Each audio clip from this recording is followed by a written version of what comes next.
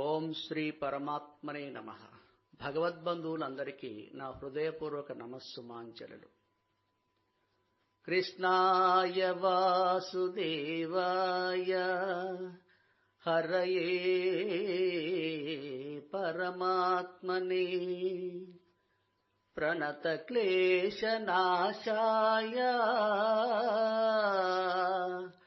గోవిందాయ నమో నమః.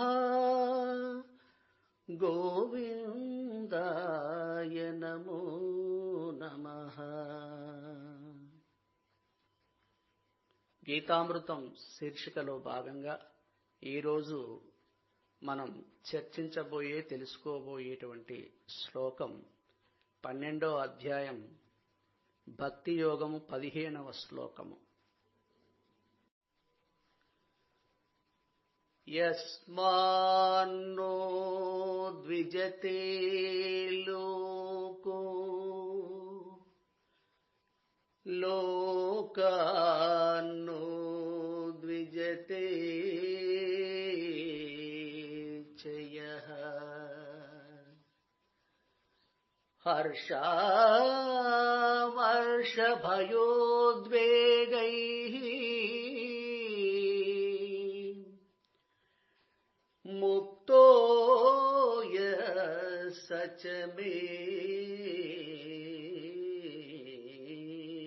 ప్రియః. దాని వలన ప్రపంచము భయము చెందదో, లోకము వలన ఎవడు భయమును పొందడో, ఎవడు సంతోషము, క్రోధము, భయము, మనోవ్యాకులత మొదలగు లక్షణములను వదిలివేస్తాడో అట్టివాడు నాకు ఇష్టుడు అని ఈ శ్లోకం యొక్క తాత్పర్యము.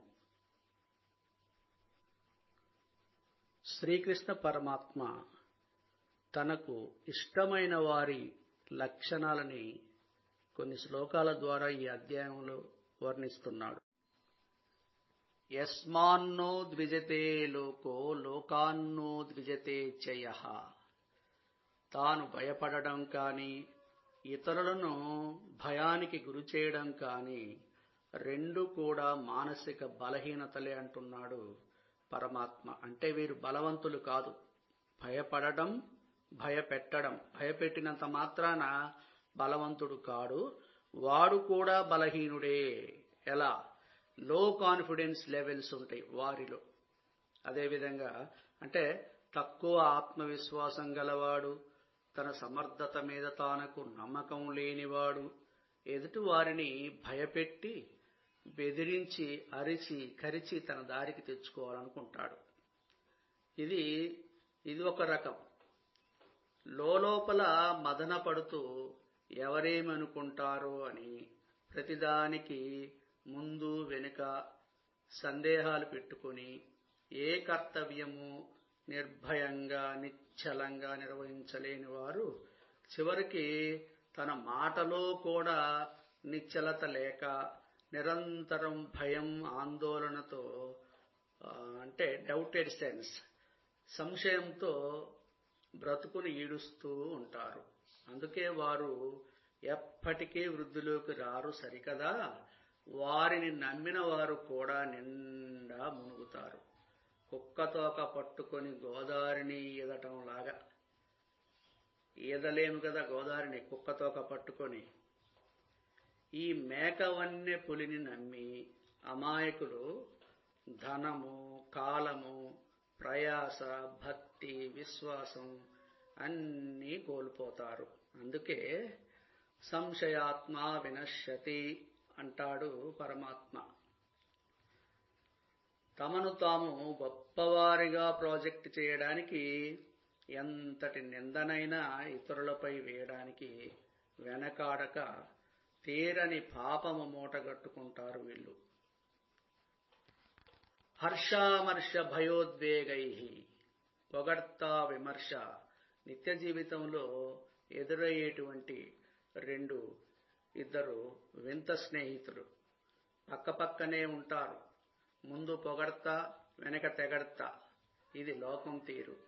ఈ రెండింటికి భగవన్మార్గంలో ఉన్నవారు అతీతంగా ఉంటూ పొగిడినా విమర్శించినా చిరునవ్వుతో ముందుకు సాగుతారు. ఎందుకంటే వారు జగద్గురువైన శ్రీకృష్ణ పరమాత్మ ప్రియ శిష్యులు కాబట్టి. ఈ లోకంలో ఉండేటువంటి వట్టి గురువుల శిష్యులు కాదు కాబట్టి.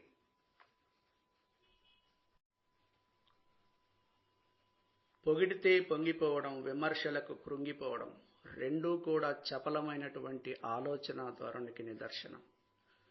ఇలా ఉండేవారు వీక్ మైండెడ్ నేచర్ని కలిగి ఉంటారు. వారు స్థిరమైనటువంటి మానసిక ప్రవృత్తిని ప్రదర్శించలేరు. 1000 నోర్లతో పొగిడినటువంటి వారు కాలక్రమేణా కాలానుగుణంగా కర్మ కాలినప్పుడు అదే 1000 నోర్లతో దూషించబడతారు. అది కాలానుగుణంగా జరిగేటువంటి కలియుగ లక్షణం, కలియుగ ధర్మం కూడా. అది అలాగే ఉంది. ఇక్కడ ఎవ్వరిని నిందించాల్సినటువంటి అవసరం లేదు. ఎందుకంటే మనుషులందరూ మంచివారే, మనుషులందరూ ప్రమాదకారులే. అవసరాన్ని బట్టి, సందర్భాన్ని బట్టి మనం వారితో ఉండేటువంటి విధానం, వారు మనతో మెలిగేటువంటి విధానాన్ని బట్టి ఇవి మారుతూ ఉంటాయి. మనం తక్కువ ప్రమాదకారులతో ప్రయాణం సాగించడంలోనే మన యొక్క విచక్షణ, డిస్క్రిమినేషన్ ఉంటుంది. పరమాత్మ ఇలాంటి మాయదారి రోగాలను, సైకలాజికల్ డిజార్డర్స్ను దాటడానికి మానవులకి అద్భుతమైనటువంటి మెడిసిన్ ఇచ్చాడు. ఆ మెడిసిన్ సర్వరోగ నివారణి, రెమెడీ ఫర్ ఆల్ డిసీజెస్. ఇది సైకాలజిస్టులు కూడా మాన్పలేనటువంటి జబ్బుల్ని మాయం చేస్తుంది. ఎవరికి వారే మార్పుకోదగినటువంటి మహత్తరమైన మందు. ఆ టానిక్ పేరే గీతామృతం. గీతామృతాన్ని సేవిస్తూ ఆ ద్వంద్వాలైనటువంటి ఆ రోగాలను వదిలించుకోవాలి. కామక్రోధాలు, రాగద్వేషాలు ఇవి చూడడానికి చిన్న చిన్న పదాలే కానీ, చిన్న చిన్న శబ్దాలే కానీ, మనకు తెలియకుండానే మన దేహం అనేటువంటి కోటను చెదలు పట్టించి అన్నపానాలు, నిద్రాహారాలు మాని చింతాక్రాంతుడవై చితికి చేరేంత వరకు నిరంతరం పని చేస్తూనే ఉంటాయి. నిన్ను ఓడించే పనిలో అవి విజయం సాధిస్తూనే ఉంటాయి. అందుకే అందరికీ ఈ లోకములో ఉండేటువంటి చదువులతో పాటు పారమార్థికమైనటువంటి చదువు, ఆధ్యాత్మ విద్య కూడా అవసరం. అప్పుడే ఈ స్పిరిచువల్ ఎడ్యుకేషన్ ప్రతి ఒక్కళ్ళకి ఉన్నప్పుడు మాత్రమే సెల్ఫ్ రియలైజేషన్ తెలుస్తుంది. అంటే మన ఎరుక అంటారు. ఈ ఎరుక నీకు తెలియవచ్చినప్పుడు మన జీవితం యొక్క అసలు మర్మమేమిటో అర్థమవుతుంది. భగవంతుడు ఆడే ఆట ఇది, మన జీవితం అని తెలుస్తుంది. ఇది ఒక భ్రమ అని కూడా తెలుస్తుంది. మాయ అని గ్రహిస్తావు. అంతా మాయ, అంతా ఒట్టిదే, అన్నీ ఒట్టివే అని గ్రహిస్తావు. వస్తా ఒట్టిదే, పోతా ఒట్టిదే, ఆశ ఎందుకంట, చేసిన కర్మము చెడని పదార్థము చేరును నీ వెంట, చేతిలో అమృతమున్నంత వరకే అన్నదమ్ములంట, ఆఘాతం వైపోయేనాడు ఎవరు రారు వెంట, పంచభూతముల తోలు బొమ్మతో ప్రపంచమాయనట,